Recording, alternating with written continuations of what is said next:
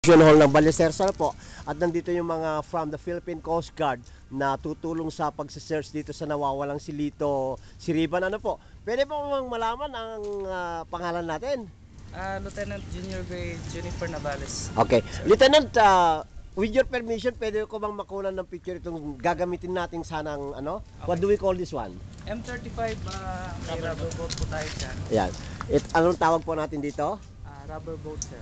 Rubber boat. We have a rubber boat on focus sa ating screen, ano po. At ito sana ang gagamitin natin po, ano, pero with the situation ng karagatan hindi kaya. So we opted na maglakad na lang tayo sa ating pagse-search. So ito po yung gagamitin ng ating mga friends mula sa saan po kayo nakabase? Coast Guard District Northern Luzon. Coast Guard District Northern Luzon. Sila po ang nandito na magbibigay assistance, tutulong sa paghahanap dito sa nawawalang si Lito Siriban. Maraming salamat po. Thank you, sir. Okay. Si Lieutenant Junior Grade Jennifer Navales, sir. Navales. Okay, sa Maraming pagbibigyan po salamat natin po. Ng mga situationer sa hapong ito, ika-5 ng buwan ng Nobyembre, ay ika-6 ng buwan ng Nobyembre, dito mismo sa tapat ng Function Hall ng Ballesteros, Cagayan. Napansin po natin na meron po tayong sasakyan dito ng Philippine Coast Guard, at nakausap po natin kanina yung isang ginang, ano po, at nagsasabi na meron daw di umano nawawala na kamag-anakan nila mula pa rin sa Apari, at susubukang suyurin dito sa karagatan ng Ballesteros, Cagayan. Kaya nandito ngayon yung mga friends natin mula sa Philippine Coast Guard, and probably they will do the search dito po sa karagatan because napabalita na dito napunta.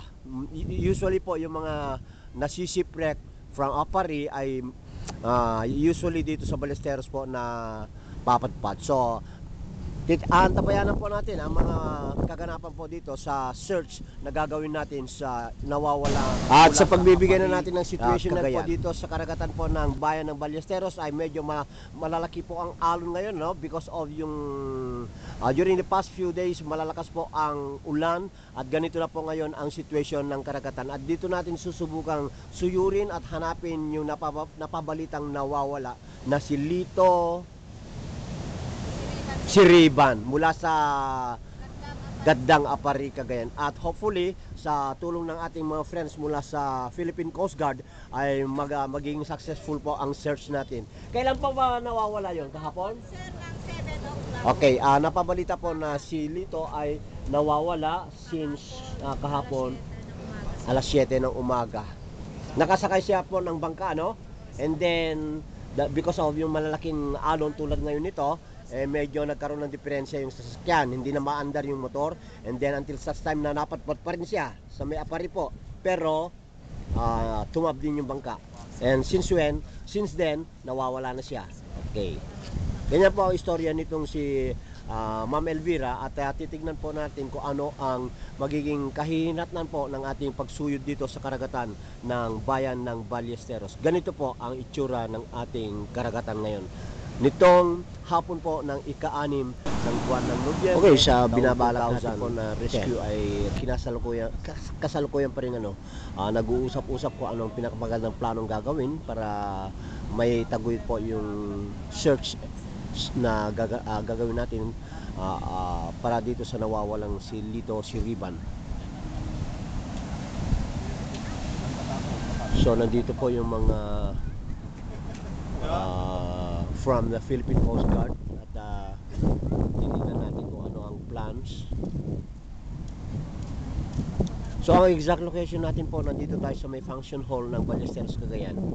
Kaugnay po nitong ating gagawin na paghahanap, pag-rescue sa isang nawawalang tao mula pa rin sa Gaddang, Apari, Cagayan na nagngangalang gagawing pagsesearch ng ating mga friends mula sa Philippine Coast Guard, I guess by walking along the shorelines na lang, dahil sa tingin po natin talagang mahirap na mahirap. Tignan nyo po ang situation ng ating karagatan, talagang it's very risky, at ang magagawa lang natin at the moment ay maglakad po para tingnan natin kung maaring yung hinihingi namin numero mo po para kung meron man tumawag sa amin na may nakita or may na rescue na ganun, may tawag namin sa inyo. May numero po ba kayo? Meron, sir. O pakibangkit na lang po yung numero. Number ko, sir, lahat naman na yun ang iniiwan ko. po, 0916. Pakilinaw lang po, ano? 0916, sir.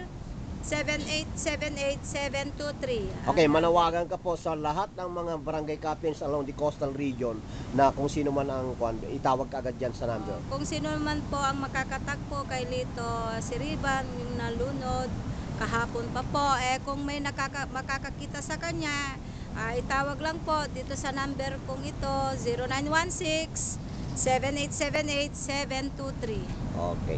So Salamat maraming po. salamat po. So yun, ganun na po ang gagawin natin, ano? Okay, tutulong tayo sa paghahanap sa pamamagitan ng ating paglalakad dito along shorelines at ayan si Engineer Umblas ang siyang nagbibigay ng mga assistance mula pa rin sa municipality ng Ballesteros. Gagawin natin po lahat ang magagawa natin nang makatulong kami sa inyo. Salamat, sir. Okay. Sa inyo rin po, maraming salamat. Ayan na yung ating mga miyembro po ng Philippine Coast Guard at susuyurin na po ang karagatan with the hope na meron tayong makikita riyan. So this is the ongoing search para sa isang nawawalang tao na nagngangalang Lito Siriban mula Gandang Apari, Cagayan na reported na nawawala since kahapon na alas 7 ng umaga dahil sa pagbagsak, tumaob yung bangkang ginagamit. Pero bound for galing Apari din siya po. Saan siya patungo? Pauwi sana po. Pauwi na siya. Pauwi na sana. Medyo masama na ang panahon kahapon pa. Naglakas loob pa po na namangka, no?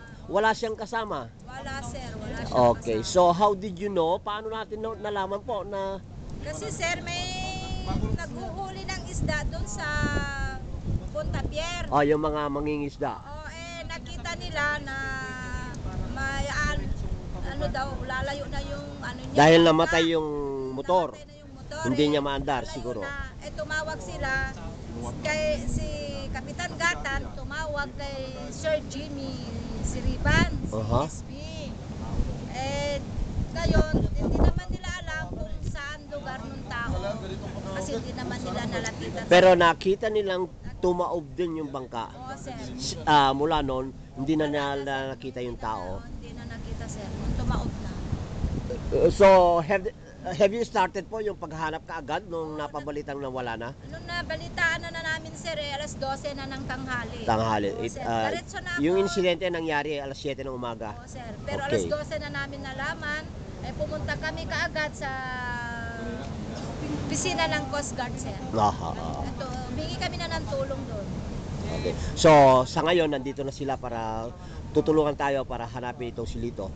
Hopefully, matatagpuan natin na siya'y buhay pa at hindi masama ang nangyari sa kanya. Okay, sige po. Asa lang tayo and then with additional prayer siguro, makakatulong yan. Maraming salamat uli po.